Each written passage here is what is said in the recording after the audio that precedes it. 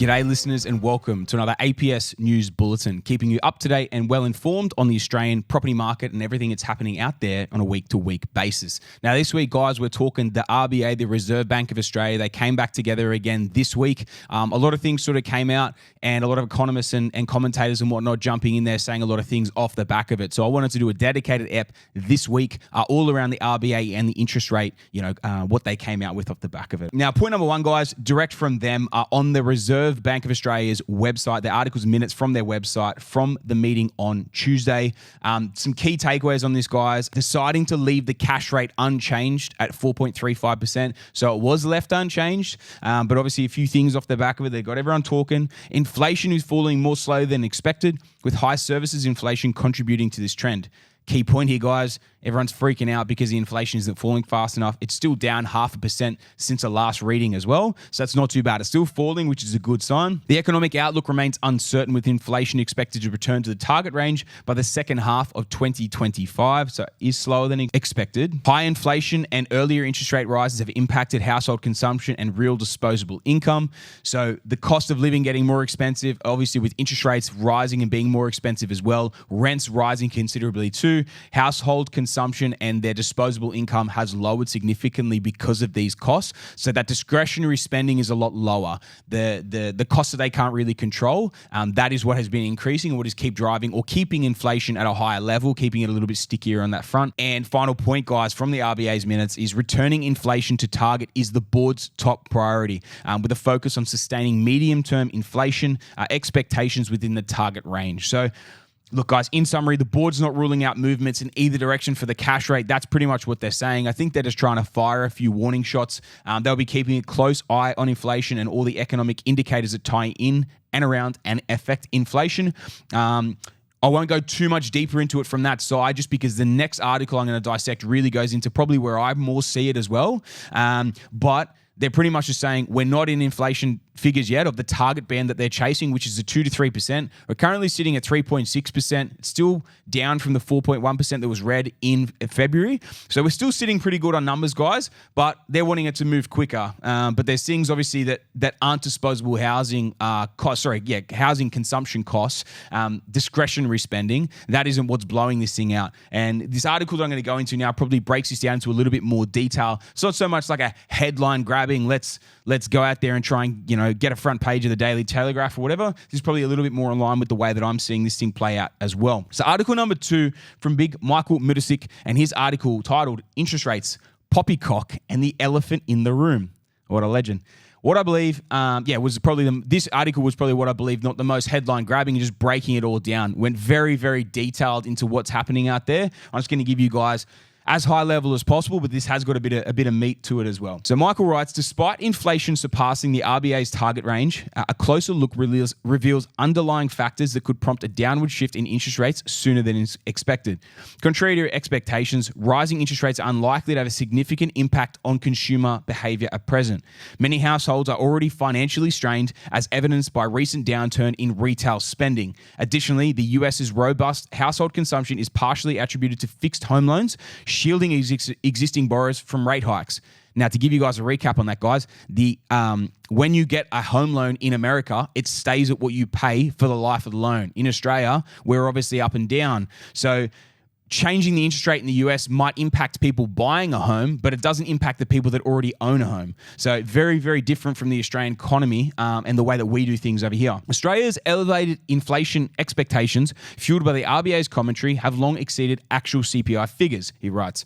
This perception of high inflation due to consumer behaviour may not hold true upon closer examination. Moving beyond the rhetoric, several key factors, the elephants in the room, point towards a potential downward shift in interest rates, as we spoke about with the recent article about the 39 economists also predicting the same thing. The key factors here, guys, that are obviously being bandied around a lot: population growth. Now, how this affects inflation is in the following. Australia's unexpected surge in population has inflated demand, contributing to higher prices and higher inflation. While long-term immigration can dampen inflation, short-term spikes of population growth create inflationary pressures. People move in, there's not enough of how many people are obviously coming in, we see a big spike.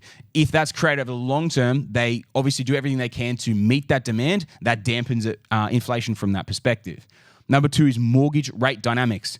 This is a key one, guys. With low fixed rate loans expiring, outstanding mortgage rates are set to rise, adding financial strain on households. This tightening could curb demand and influence inflation dynamics. So once again, a lot of people in 2020, 2021 during COVID fixed in for 2, 3, 4 years that were fixed. Now, those people in 2020 and 2021, in the next it could be very, very soon and into next year as well. A lot of those guys will be coming off. There was a lot of homeowners that were able to buy fixed 4 years at 1.99%. I know a lot of people that got in on that. They're going to be coming off this year and next year. If you're coming off from 1.99 going into the sixes, jumping, and that was your affordability point at the time. A lot of home buyers, they buy at their max affordability. So then if that then comes off at say 6 or 7%, then most people aren't going to be able to afford that, especially if they put it higher again. Another point that he thinks they're going to stay at where they are or come down in the near term. Labor market realities, official unemployment rates mask broader challenges, with alternative surveys revealing higher unemployment and underemployment rates. Nearly 900,000 Australians on work-related support highlight underlying job market difficulties. So essentially, maybe the unemployment rate isn't as tight as a lot of people are led to believe, or the economy is being led to believe. Country. Looking ahead, substantial job creation is needed to stabilise unemployment rates. However, recent trends indicate a shortfall in job opportunities, exacerbating labour market challenges. Despite these hurdles, the private sector's resilience drives productivity growth, albeit amidst government reforms impacting business operations. Considering these factors, a cash rate increase seems improbable. The RBA may adopt tightening bias, but indications favour rate cuts. Financial markets anticipate rate reductions, potentially starting late 2024 or early 2025. Now, guys, key points from this article. It was a massive bloody document that was written there.